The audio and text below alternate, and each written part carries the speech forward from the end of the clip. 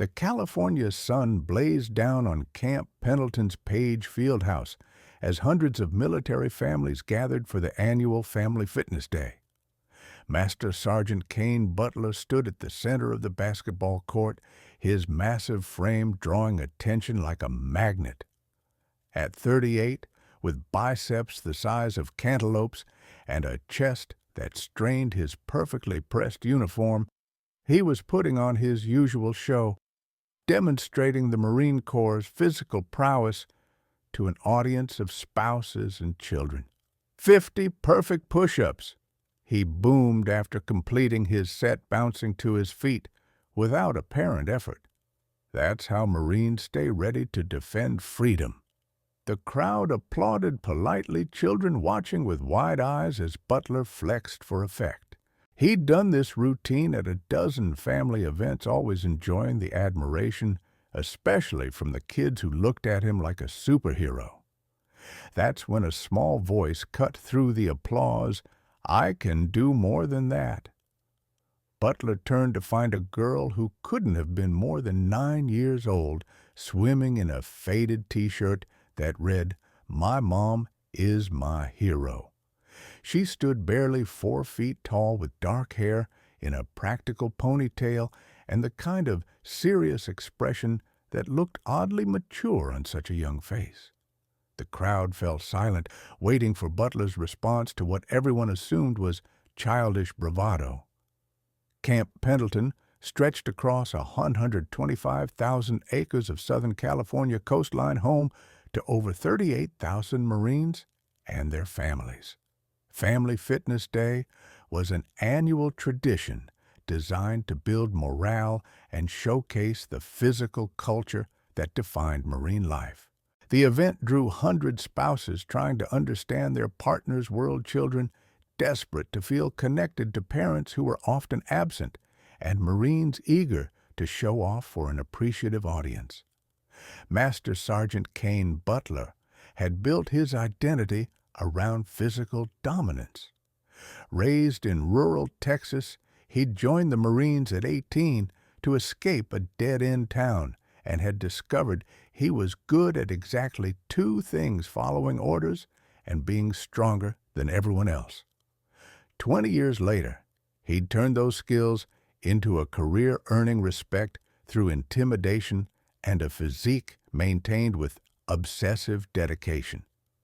He'd served 3 tours in Iraq, 2 in Afghanistan, and had the ribbons to prove it, but peacetime had left him restless, seeking validation in gym records and family day demonstrations.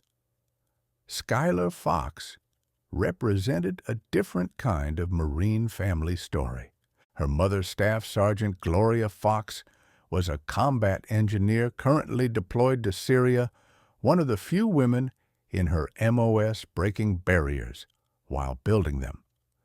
Derek Fox, Skylar's father, worked as a civilian contractor on base, juggling single parenthood with a demanding job, while his wife served in one of the world's most dangerous regions. The "My Mom is My Hero" shirt had been a gift from Gloria before deployment, now worn thin from constant use. The Page Fieldhouse itself told the story of Marine Corps values banners celebrating physical achievement, motivational quotes about strength and honor, photos of Marines in peak condition. It was a temple to traditional military masculinity, where Butler felt most at home and where a small girl's challenge seemed almost blasphemous. What the crowd didn't know was that Skylar Fox had been preparing for this moment for months. Every morning at Ozo 500, while other children slept, she connected with her mother via encrypted video call. Gloria, working around operational security and time zones, had created an elaborate fitness program they could do together. It wasn't about creating a child soldier, it was about maintaining connection across 8,000 miles, about giving Skylar something tangible to share with a mother she hadn't hugged in 10 months. When Mama comes home, Schuyler had told her father that morning, "I want to be strong enough to carry her sea bag." Derek had smiled sadly, knowing Gloria's deployment had been extended twice already, knowing Schuyler measured time in push-ups and sit-ups rather than days on a calendar. Butler's laugh boomed across the gymnasium, the kind of dismissive sound that made smaller people feel smaller. "Sure you can, princess," he said, emphasizing the last word like an insult. "Tell you what, if you can do even 10 push-ups with proper form, I'll do KP duty for a week." He winked at the crowd playing to his audience. "Someone count for the little lady. This should be quick." Derek Fox started forward, protective instincts flaring. "Schuyler, honey, you don't have to—" But his daughter was already moving, dropping to the gymnasium floor with practiced ease. Her form was textbook back, straight hands, properly positioned, eyes focused on a point in the distance. The crowd shifted uncomfortably, some amused, others sensing they were witnessing something inappropriate. Someone called out as Schuyler completed her first push-up. Perfect form, chest touching the ground, full extension on the rise. 2. Her breathing remained steady, controlled in a way that spoke of training.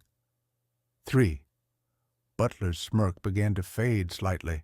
By 10, the gymnasium had gone quiet, except for the count. Schuyler's form hadn't wavered, her small arms moving with mechanical precision. Butler crossed his massive arms, trying to maintain his air of superiority. "Not bad, kid. You can stop now." Schuyler didn't stop. Didn't even acknowledge he'd spoken. 15, 16, 17. At 20, whispers rippled through the crowd. Parents pulled out phones, sensing something extraordinary. Butler's expression shifted from amusement to confusion. He'd expected her to collapse after 5, maybe struggle through 10 to save face. This steady, relentless pace was something else entirely. 25, 26, 27. "Okay, you made your point." Butler said, an edge creeping into his voice. "That's enough." Schuyler's response was to keep going. Her form remained perfect, though sweat now beaded on her forehead. Her breathing had deepened, but maintained its rhythm in on the down, out on the up, just like her mother had taught her through a computer screen in the pre-dawn darkness. 35, 36, 37. The crowd had formed a circle, now Marines and families alike, watching in growing amazement. Someone started recording, recognizing they were witnessing something that would be talked about for years. Butler stood frozen, his earlier bravado evaporating as this child systematically dismantled his display of dominance. At 50 push-ups matching Butler's count, Schuyler paused for exactly 2 seconds, not to rest, but to look directly at the Master Sergeant. The message was clear: "I'm just getting started." Then she continued, her small arms pumping with the same steady rhythm that had carried her through months of early morning training sessions. 55, 56, 57. Master Gunnery Sergeant Patricia Williams had been watching from the bleachers, initially amused by what she assumed would be a quick lesson in humility for a precocious child. But as the count climbed past 60, her expression changed. She recognized something in Schuyler's form, in her breathing pattern, in the way she'd mentally compartmentalized the physical strain. This wasn't a child showing off. This was trained behavior. 70, 71, 72. Butler had gone pale beneath his tan. Around him, his fellow Marines watched with expressions ranging from amazement to second-hand embarrassment. He'd built his reputation on physical superiority, on being the biggest and strongest in any room. Being shown up by a 9-year-old girl in a worn T-shirt was destroying that image in real time. "Butler," someone whispered, "you should stop this." But how could he? Admitting defeat to a child would be humiliating. Stopping her would be worse than admission that she'd gotten under his skin. He stood trapped by his own ego as the count continued to climb. 85, 86, 87. Skylar's arms trembled now, but her form remained intact. More importantly, her face showed the kind of determination usually seen in combat veterans, not elementary school students. She wasn't doing this for the crowd or to humiliate Butler. She was doing it for someone who wasn't there, someone watching from a forward operating base in Syria if operational security permitted, someone who taught her that strength wasn't about size, but about heart. 95, 96, 97. The entire gymnasium held its breath. Even the younger children had stopped fidgeting, sensing they were witnessing something significant.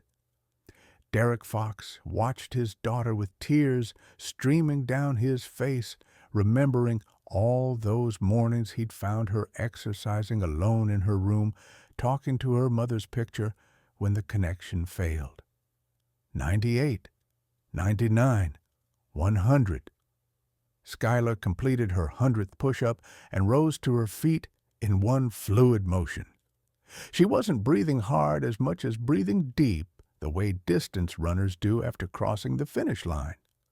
The gymnasium erupted in applause, Marines and families alike on their feet, cheering for a 9-year-old who just redefined what they thought possible. But Skylar wasn't done. She looked at Butler, who stood frozen like a statue, and said simply, "My mom taught me. She's in Syria right now building things and keeping people safe. She said push-ups would keep us connected, that every one I did would make me stronger for when she comes home." The silence that followed Skylar's words was deafening. Butler's face cycled through emotions, embarrassment, anger, shame, before settling on something uglier. His world had been simple strength, meant respect, size meant superiority. And Marines like him were the pinnacle of military virtue. Being humiliated by a child, especially a girl, in front of his peers, shattered that worldview. "Your mom taught you," he said, trying to salvage some authority. "Well, doing push-ups in your bedroom isn't the same as real military service. When you've carried a full combat load through Helmand Province, then you can." Master Sergeant Butler.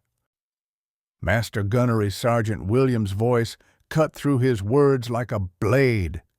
She'd descended from the bleachers and now stood between Butler and Skylar, her presence radiating the kind of authority that came from decades of service. "I believe you were about to apologize to this young lady." "Apologize?" Butler's voice cracked slightly. "For what I was just—" "You were just mocking a child whose mother is currently in a combat zone," William said coldly. "Staff Sergeant Gloria Fox, combat engineer, currently attached to Special Operations Task Force Syria, building forward operating bases under fire-clearing IEDs, and apparently finding time to train her daughter via satellite connection so they can maintain their bond across 8,000 miles. The revelation rippled through the crowd. Those who hadn't recognized the significance of Skylar's shirt now understood. This wasn't just a child showing off. This was a military family finding ways to stay connected despite separation that would break most relationships. Williams pulled out her phone, showing Butler something that made his face go white. "This was posted an hour ago on the task force page. Staff Sergeant Fox completing her morning PT in Syria with a note, 'For my daughter Skylar, who's doing Family Fitness Day without me. Stay strong, baby girl.'" The photo showed a woman in full combat gear doing push-ups in what was clearly a forward operating base sandbags and concrete barriers visible in the background. The timestamp showed Duro 500 Syria time, the exact moment Skylar would have been waking up in California for their daily workout. "She does this every day," Derek Fox said, quietly speaking for the first time. "Every single day for the past year, they exercise together over video when the connection allows. When it doesn't, Skylar does it anyway and sends videos to her mom. It's all they have." The weight of Butler's mockery settled over the gymnasium like a shroud.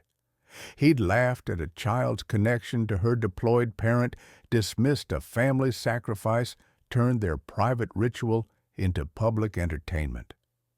Around him, other military families saw their own struggles reflected: the missed birthdays, the empty seats at dinner tables, the creative ways they tried to maintain normalcy across impossible distances.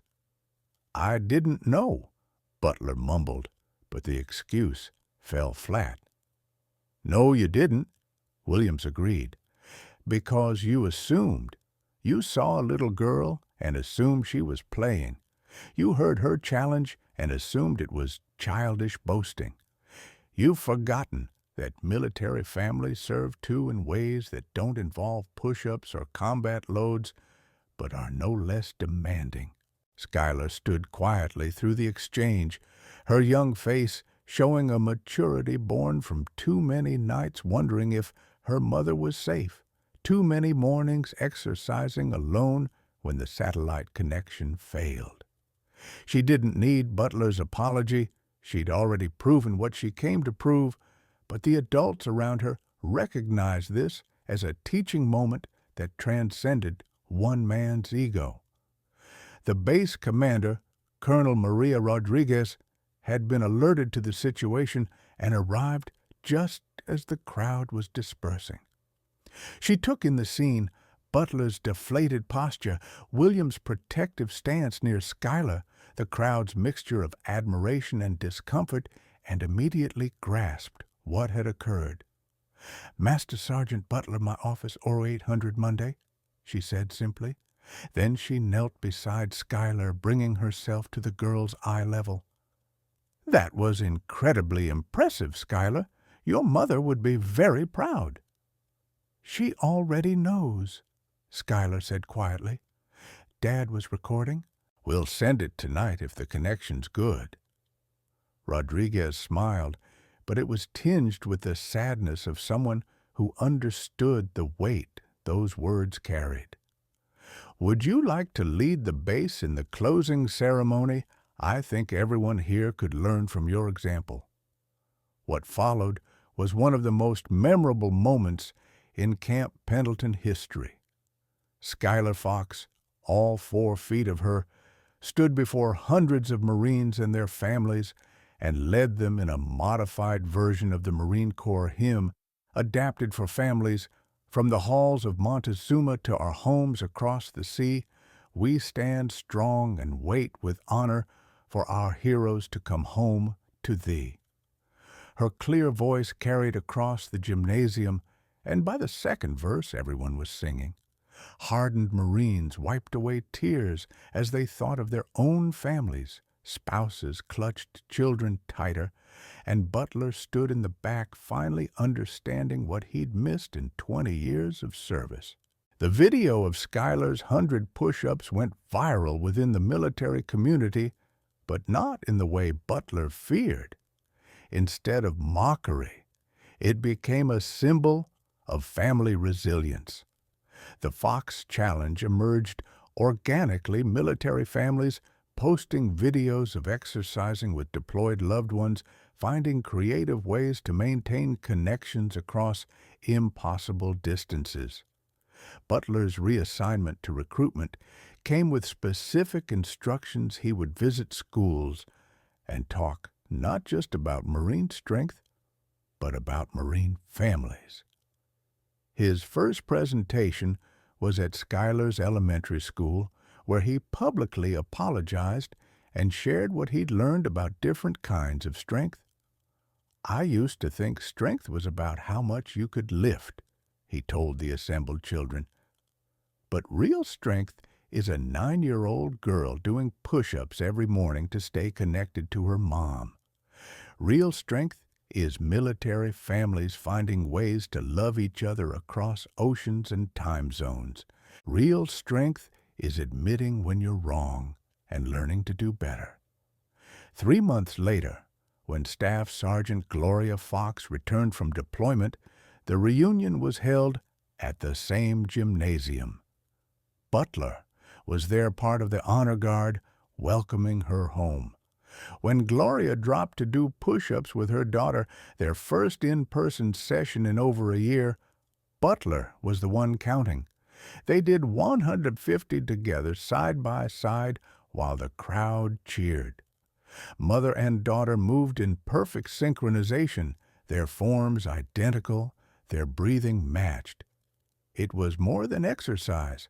It was a conversation in movement, a bond maintained through discipline and love. The Fox Challenge transformed from a viral moment into an established program across military installations worldwide. What began as one family's coping mechanism became a template for maintaining connections during deployment. The Pentagon formally recognized the program, providing funding for improved video communication systems and establishing dedicated hours for family PT sessions. Skylar Fox became an inadvertent spokesperson for military children, though she remained focused on simply being a kid. She continued her morning workouts now, sometimes joined by other military children facing deployment separations. Her elementary school established a Heroes Kids program, providing support for children with deployed parents. Master Sergeant Butler's transformation was perhaps the most profound.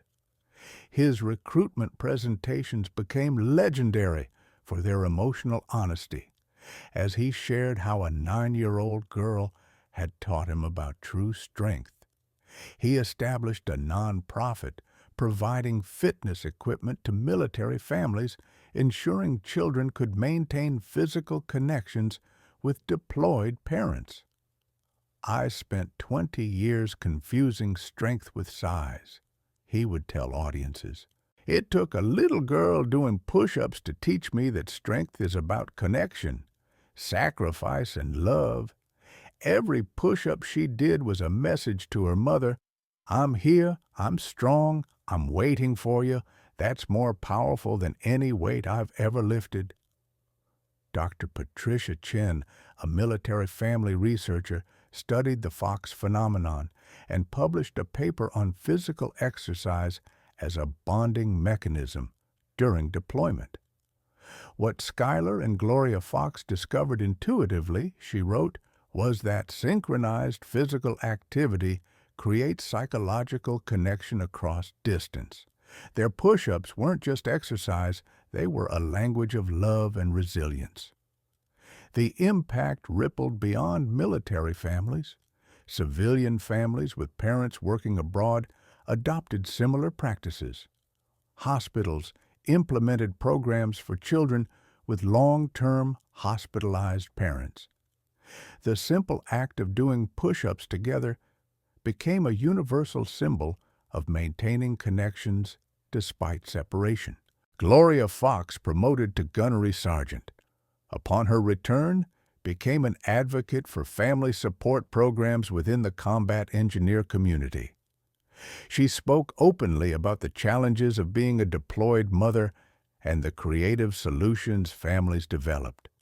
"Skylar saved me as much as I saved her," she would say. "Knowing she was doing push-ups every morning gave me a reason to keep going on the hardest days." The gymnasium at Camp Pendleton now bears a small plaque near the push-up area in honor of all military families who find strength in connection. Dedicated to Skylar Fox, who proved that heroes come in all sizes. Beneath it, A digital counter tracks push-ups performed by military families worldwide, the number climbing steadily as families exercise together across continents and time zones. Butler, now a master gunnery sergeant, returns to that gymnasium every family fitness day. He still demonstrates push-ups, but now he invites children to join him rather than compete with him. He tells Skylar's story to each new group, a reminder that strength isn't measured in muscle mass, but in heart. The strongest Marine I ever met, he always concludes, was a 9-year-old girl in a faded t-shirt who did push-ups to feel closer to her mom. She taught me that military families don't just wait for their heroes to come home, they become heroes themselves, one day at a time, one push-up at a time. The legacy of that Family Fitness Day extends far beyond one moment of humiliation transformed into humility. It reshaped how the military community understands family sacrifice, created programs that strengthen bonds across distance, and proved that sometimes the smallest warriors carry the biggest spirits trained by heroes half a world away. In military housing across the world, as dawn breaks and tablets connect, children drop into push-up position alongside deployed parents. They count together, breathe together, stay strong together. Each push-up is a promise we are connected, we are strong, we are waiting for you. And in that simple exercise, families find the strength to endure separations that would break lesser bonds. Because that's what real strength looks like, not in the size of biceps or the number of ribbons, but in a child's determination to stay connected to a parent serving in harm's way. It looks like family fitness videos sent across secure connections, like push-ups performed in sync despite time zones, like love expressed through shared exertion. Skylar Fox is a teenager now, still doing morning PT, though her mother is stationed stateside. They exercise side by side, no longer needing video connections, but maintaining the ritual that carried them through separation. Sometimes other military families join them, creating a community bonded by sweat and sacrifice. And somewhere, Master Sergeant Butler is teaching another group of recruits that the Marine Corps is more than individual strength. It's about the families who stand behind them, the children who do push-ups in empty rooms, the spouses who hold everything together while their partners serve. He teaches them that true strength is measured not in what you can lift, but in what you can carry, and that sometimes the heaviest loads are borne by the smallest shoulders.